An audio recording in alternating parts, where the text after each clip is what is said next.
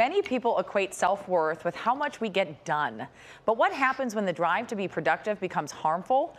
This morning, we're going to unpack the pressure to constantly achieve and learn how to break free from these cycles disguised as ambition.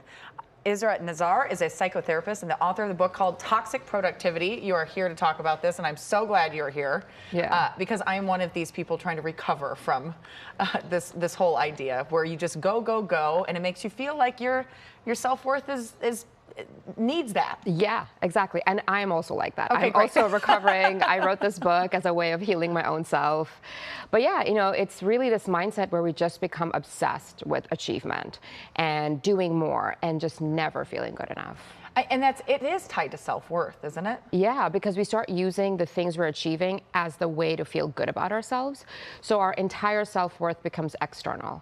We're looking outside into the world for other people to say, yes, you did this, you are good.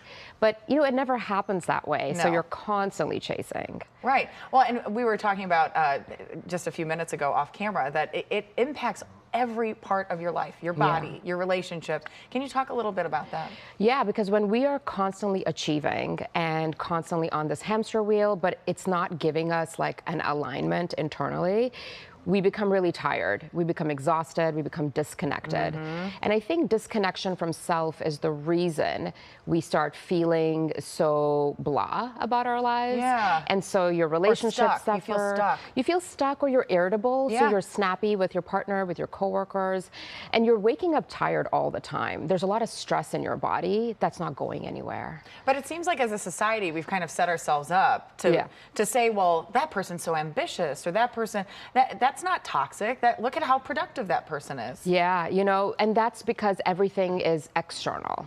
And the reason it's toxic is because it's not aligned with your values. I mean, think about it. How many times have you been chasing things and then suddenly been like, did I even want this? Oh my goodness, right? yes. Same. And so I think true productivity, true ambition is when it's aligned with your core values and it has space for rest. I think that's a piece we're really missing as a society. But yes, and I think people do try to take rest, or maybe they try to take. Well, I rested on Sunday, or I took a nap yesterday, and then they just go right back into whatever productivity that they need to feel better about themselves. So, you know, when we schedule rest for just the end of the week, we are seeing rest as a reward. I'm going to work hard the whole week. I'm going to catch up on sleep.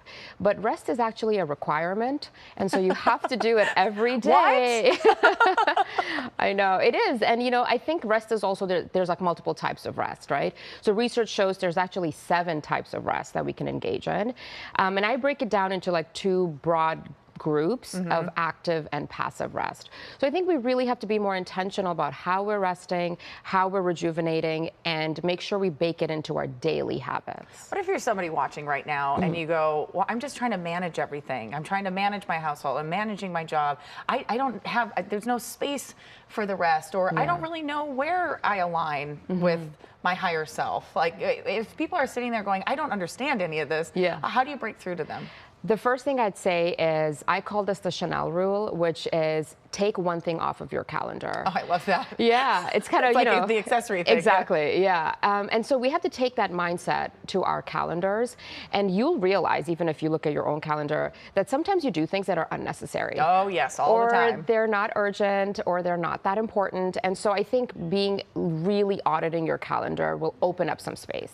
That will allow you to connect and reflect. But that's the first step, because that's the first thing people say to me is, I don't have time. I don't have time. I don't have time. But if we really do this, like take one thing off over time, it creates a little bit of breathing room.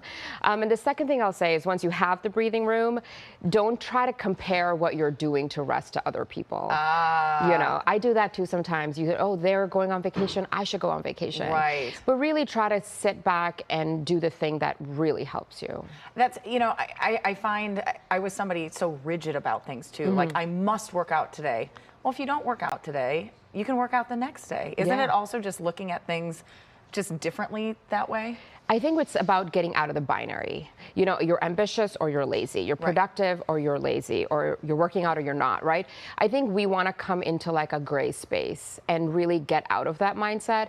And even with the working out example, if you can't work out for 60 minutes, do it for 15. Right. If you can't go to the gym, go for a walk. Like, try to meet yourself where you're at every single day. And over time, that will change the quality of your life. Well, as I told you off camera, I've been working on this for the past 6 months in therapy. I'm so glad I now have a book to kind of supplement in between my sessions. Yeah. So thank you so much for being here. Thank you for having me and for opening this dialogue so that people really can change their habits. I think it's really important because I think social media and just our society and the 24/7 news cycle, it just sometimes reinforces those bad habits, and this gives you good ones. Yeah. So thank you so much for being here. Thank you for having me. You can find Toxic Productivity available now. Sheba?